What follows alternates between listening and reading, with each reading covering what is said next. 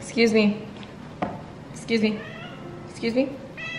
I have been putting this video off for real, but no further ado, my 1 year in Atlanta update, and I have so much to tell you guys. It's time to spill the tea. Here's the motherfucking tea.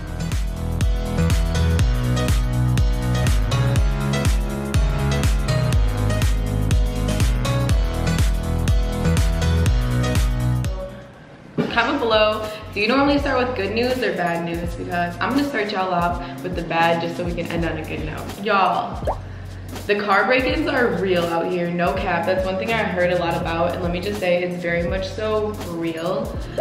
Even within my apartment complex, there's been a ton of car break-ins, and even one time one of my neighbors like started shooting their gun in the air at the intruders to scare them off, and it worked. But my car has never been broken into, but on New Year's Eve, I came home and from out of town, someone hit my car. So finally tomorrow, I'm dropping my car off to get this dent removed.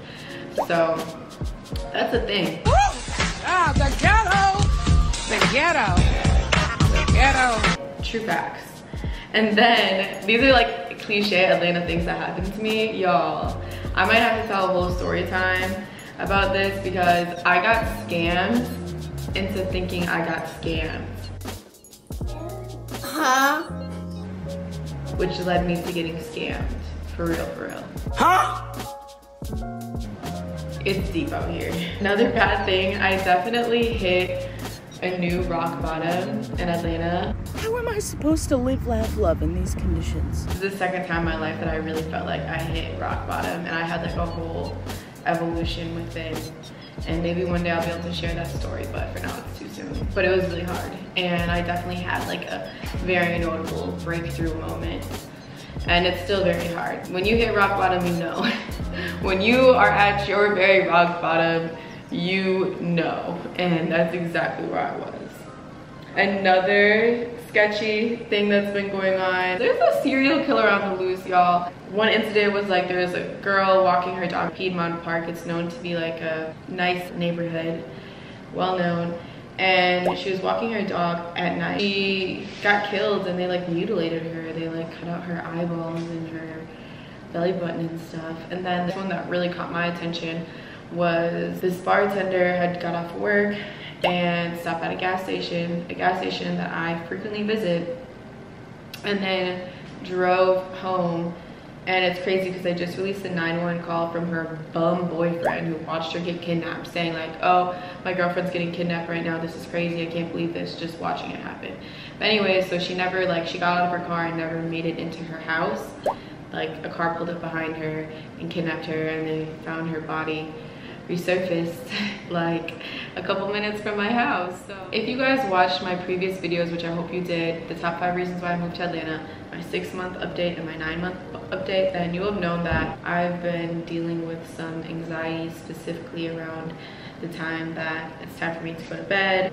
Long story short, my anxiety's been fucking me up. I've been having terrible night terrors. I've been feeling like I'm being watched.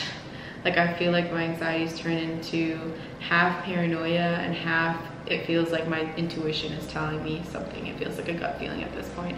And on top of that, I've been extremely stressed out apparently, because I can't even tell, like I do my best work under pressure. So when I'm stressed out, it's really ain't no thing. My body has learned that like stress doesn't really faze me until my body starts freaking out. Like currently, I've just been having some weird things going on, and I know they're due to stress. So obviously my anxiety, or like it's weird, but I've been grinding my teeth lately, and I know that that's due to stress as well, and just some other things that have like turned to physical symptoms for me, and it's really like triggering my brain to be like, dang, you're stressed out, you need to work on getting back your peace of mind.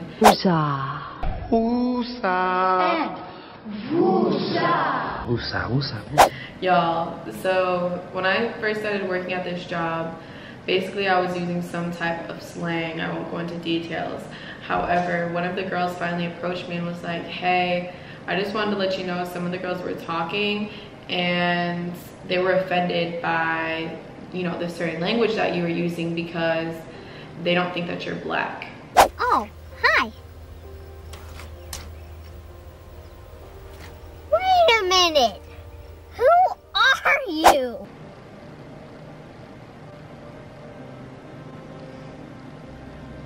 This is wild. I'm not black.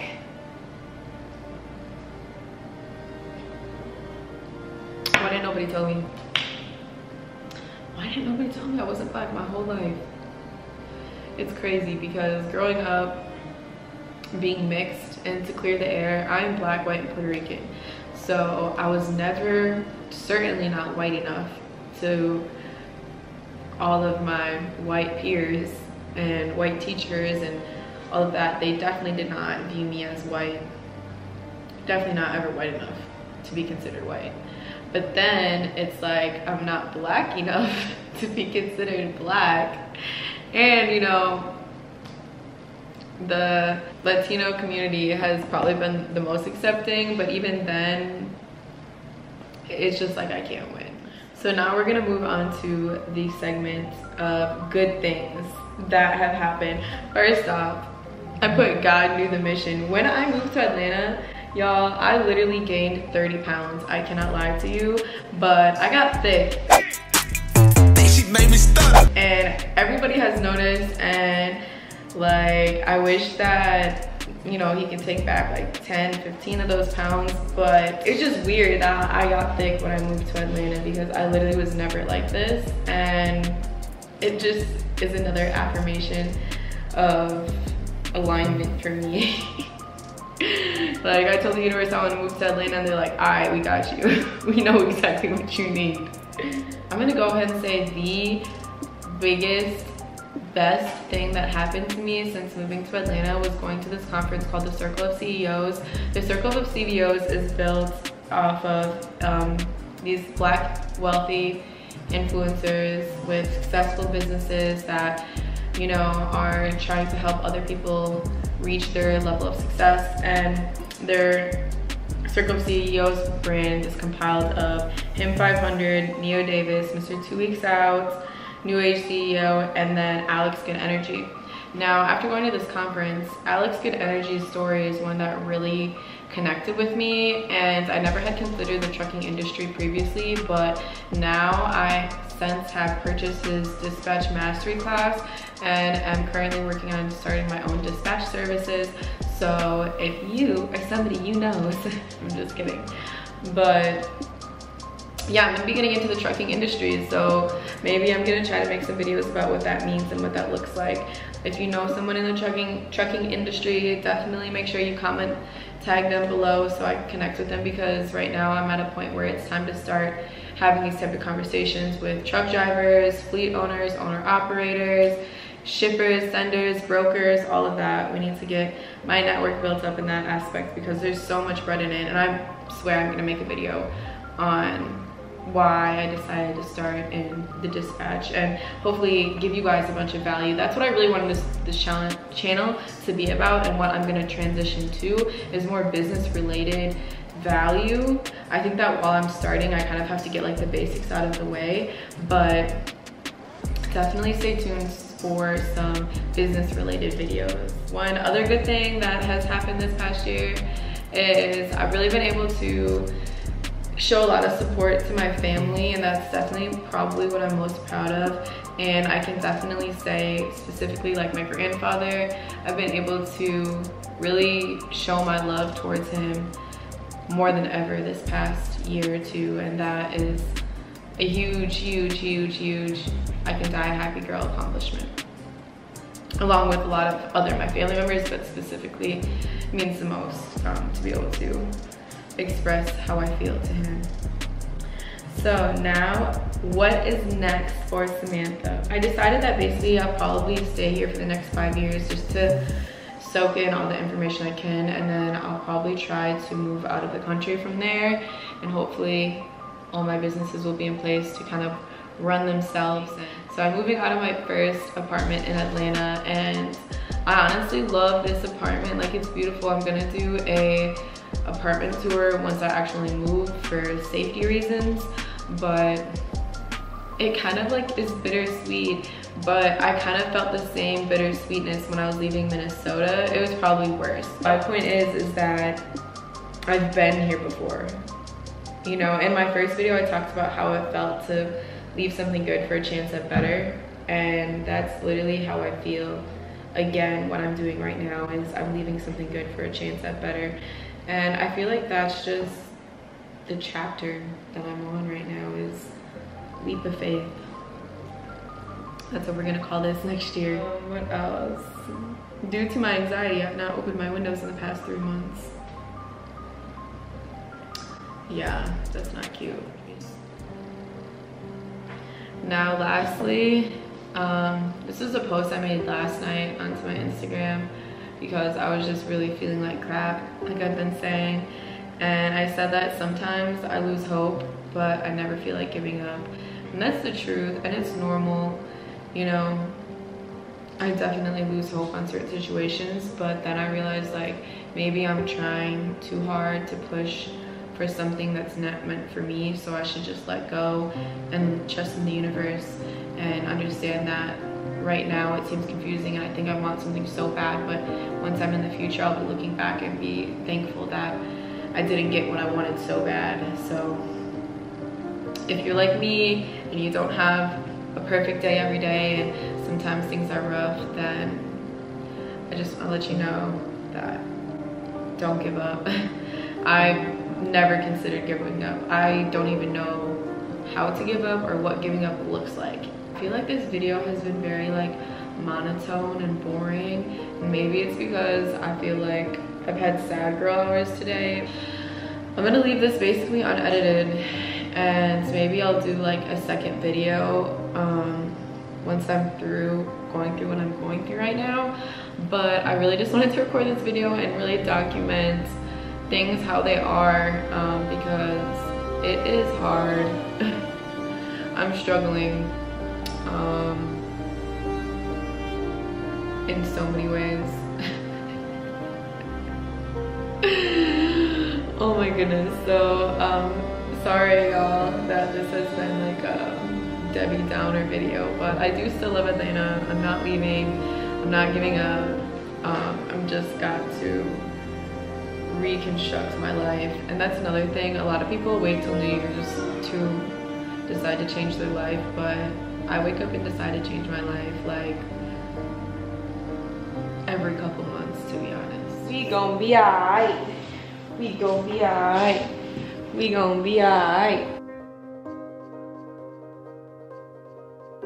Okay, so I really just felt the need after editing this video that I've been putting off for over 2 months and put off for like a couple months to even record, and do a little life update. Not a full one, just a quick one, because I was like clearly like mentally unstable and just in a bad space, physically, mentally, all of that when I recorded that video. However, I do want my channel to be a place of transparency and honesty, and it was what it was. And I'm cooling now. Obviously I'm still struggling with life, still dealing with things. I mean, that's kind of like a forever thing, but I have moved on from that specific struggle and moved on to like a different type of struggle, and I feel safe. I feel blessed, I feel grateful, I feel happiness. So yeah, don't watch that video and be like, does she need help? Because I figured it out. But yeah, like, I'm gonna show you guys. Look at this view. Like, what can I be sad for? Thanks for watching and for tuning in with my life journey, because that's exactly what it is. And like I said in the video, if you're going through things, let me be your testimony to say things do get better, and you just have to keep pushing, keep working, don't give up on yourself, believe in yourself, and put faith in yourself, because nobody is gonna come save you. You have to figure it out, you know? and it'll get easier every time. You will use those skills and those tools again. Build that toolbox, okay? Look out for, you know, my next update. I definitely owe you guys an update. So Vlogmas starting December 1st. I'm gonna go in, and I absolutely had to show you guys the view while I'm editing and reflecting on how far I have came in these short 2 months.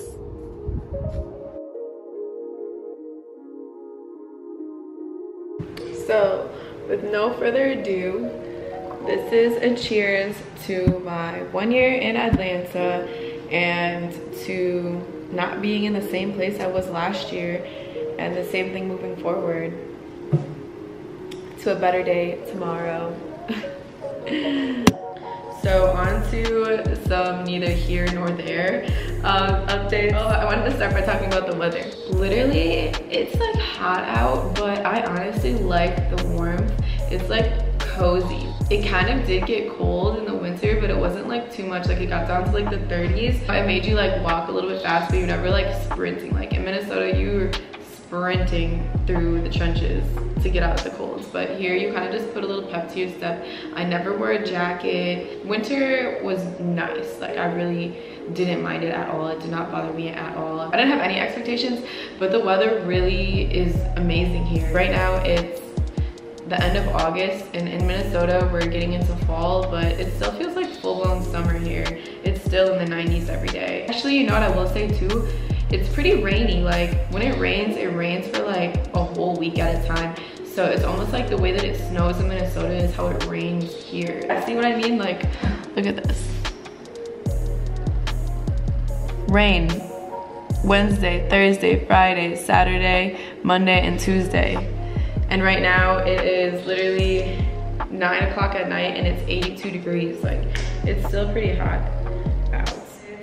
I turned into a whole hookah hoe, and I never used to be like that. In Minnesota, we really don't smoke hookah because there's a law about having it only outdoors, and as you guys probably know, the weather does not permit outdoor activities that many months out the year, so it just doesn't really make sense. I got some experience in different restaurants, and that has been interesting. I'm also gonna make a separate video on what it's been like doing bottle service for strip clubs, celebrity-owned clubs, like new clubs. Like I've actually worked at a few different places already, so I have some good insight of what that's been like, but it's definitely different. Atlanta lacks professionalism in the nightlife industry, and it's not something I'm used to, nor I'm not sure how I feel about it yet, but it's definitely been hard to adjust. I honestly have not made any friends, like the friends you can say I've made. We found each other job hunting like at an open call or something, but we never actually like both ended up working there, but we always stayed in contact. So that's where I've met most of the people that I semi-stay in contact with, but I still won't say that I've made any real friends out here. I do have people that I talk to, but they're from Minnesota, and outside of that, like if you guys see me out, it's only because there's somebody from Minnesota visiting. With that being said, I do go home really often. I've been feeling really homesick, and last time I was home for like 2 weeks, and I even started to like imagine what my life would be like if I was still living there, and it was kind of like, it felt like I was like reminiscing on like a past relationship with the ex. It was quite bittersweet, I'm not gonna lie. It was a different feeling.